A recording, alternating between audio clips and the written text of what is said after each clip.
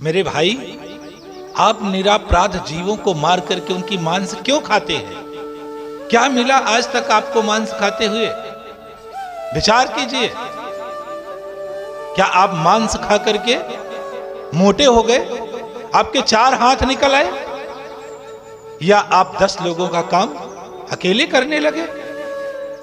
विचार कीजिए। क्या मिला आज तक आपको मांस खा करके? मोटे हो गए? ताकत आ गई आपके अंदर? आपकी हड्डियां मजबूत हो गई?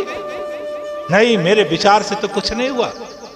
आप मांस खा करके भी उसी तरह से हैं जैसे एक नॉर्मल आदमी होता है, नॉर्मल इंसान होता है, जो रोटी सब्जी चावल दाल खाने वाला होता है। उतनी ही क्षमता तो आपके अंदर है। फिर क्यों आप निरापराध जीवों को मार करके उनके मांस खाते हैं? क्या आपके पास कोई उत्तर है? क्या आप जवाब दे सकते हैं इस बात का? नहीं है कि आप मांस क्यों खाते हैं। आप तो केवल मांस स्वाद के लिए खाते हैं, जो क्षण के लिए है। जीव का स्वाद आपको मिलता है मांस खाने में, वो भी गलत है। स्वाद भी नहीं मिलता, स्वाद भी मांस में नहीं होता।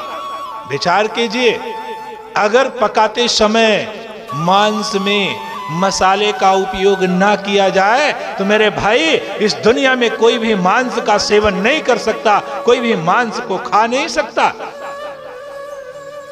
मसाले में स्वाद होता है, मांस में स्वाद नहीं होता। और जो बिना मसाले के मांस को खा लेगा ना, वो कभी मानव हो ही नहीं सकता, वो मानव की श्रेणी में नहीं आ सकता। फिर आप मांस क्यों खाते हैं? आपसे निवेदन करना चाहता हूं कि आप उन निरापराध जीवों को मार करके खाना बंद कर दीजिए, क्योंकि आपके अंदर एक कांटे के दर्द को सहन करने की सामर्थ्य नहीं है।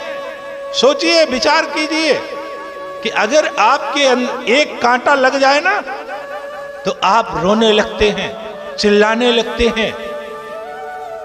एक कांटे के दर्द को सहने की सामर्थ्य नहीं आपके पास। फिर आप उन निरापराध जीवों को मार करके क्यों खाते हैं? क्या उन्हें दर्द नहीं होता? क्या उनके माता पिता दुखी नहीं होते?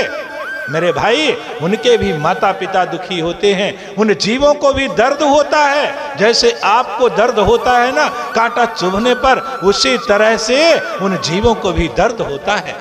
अरे, मानव के अंदर एक कांटे के दर्द को सहन करने की सामर्थ्य नहीं है, और वही मानव दूसरे जीवों को मुंडी पकड़ करके उसका गला काट देता है। सोचने की बात है।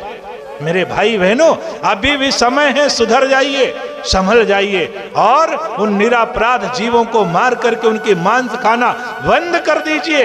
तभी आप मानव कहलाने के अधिकारी हो सकते हैं। क्योंकि धर्म ग्रंथों में महापुरुषों ने तो चीख चीख करके कहा है कि मानव वही होता है जिसके अंदर सभी के प्रति दया, ममता, करुणा, प्रेम समाहित रहता है, वही मानव कहलाता है। इसलिए आप सबसे निवेदन करता हूं, विनती करता हूं आज कि आज से ही आप संकल्प कर लीजिए कि हम किसी भी जीवों को मार करके उनके मांस नहीं खाएंगे, पूर्ण मानव बनेंगे। आज से हम निरंतर सभी जीवों पर दया करेंगे, सभी का कल्याण करने के लिए हम निरंतर प्रयास करेंगे। ऐसा आप आज संकल्प कर लीजिए।